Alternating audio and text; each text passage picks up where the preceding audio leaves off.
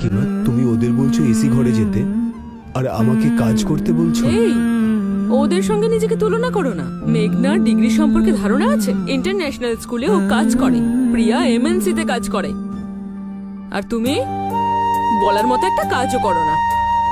তোমার সাহস কি করে হয় ওদের সঙ্গে নিজের তুলনা করার? মা, রাঘব, কি হয়েছে?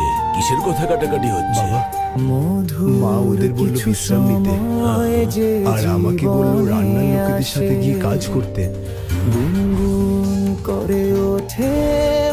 রাঘবকে তুমি রাঁধুনি পেয়েছো? ওকে তুমি রান্নার কথা বলেছো? তুমি কিন্তু ওকে মাথায় তুলছো। বাবা ছেড়ে দাও বাবা, কি কাজ করতে হবে বলো, আমি সব করে দিচ্ছি। রাঘব এই ধরনের কাজ ছোটবেলা থেকে খুবই ভালো করত। একদম ঠিক বলেছিস, ওর দ্বারাই এই কাজটাই হবে। চলো চলো, তোমরা ভিতরে চলো। মনে পড়ে যায় কত স্মৃতি, কত স্যার, আপনার সব ভাইয়ের সাথে কথা হয়ে গেছে, তাদের সমস্ত গিফট পাঠিয়ে দেওয়া হয়েছে। সমস্ত গিফটই কিন্তু ইম্পোর্ট করা। বাবা, যায় খুশি। আমরা জানি যে ছোটবেলা থেকে তুমি রাঘবকে বেশি ভালোবাসো, আর তার জন্য তুমি আমার দেওয়া উপহার দিয়ে তাকে সবার সামনে দিতে বলবে? তুই এগুলো কি বলছিস বলতো? বুঝতে পারছো না কি বলছি? এই দামি ওয়াইনটা আমি নতুন বছরে দিয়েছিলাম। দিয়েছিস, ভালো করেছিস, তা বলছিস কেন? কেন বলবো না আমি? তোমাদের ছেলের আসল রূপটা সবার জানা উচিত। আমার তোমাদের সাথে কোনো সমস্যা নেই, কিন্তু আমি যে কস্টলি গিফটটা দিয়েছি সেটা তুমি ওর হাত দিয়ে নিজেকে উপহার দেওয়াচ্ছিলে। কি হয়েছে? এত চিৎকার চেঁচামেচি হচ্ছে কেন?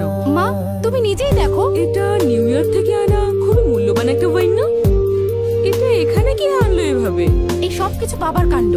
তোমাদের ওই ভিখারি ছেলেটা আছে না, সে কোনো উপহার নিয়ে আসেনি বলে আমার দেওয়া ওয়াইনটা বাবা ওর হাত দিয়ে সবার সামনে উপহার দেওয়াচ্ছিল।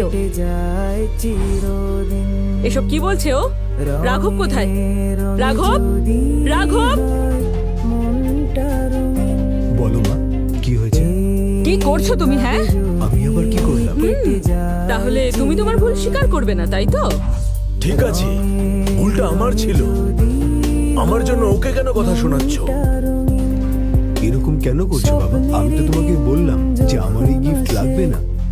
এসে তুমি অশান্তি শুরু করে দিয়েছো। এই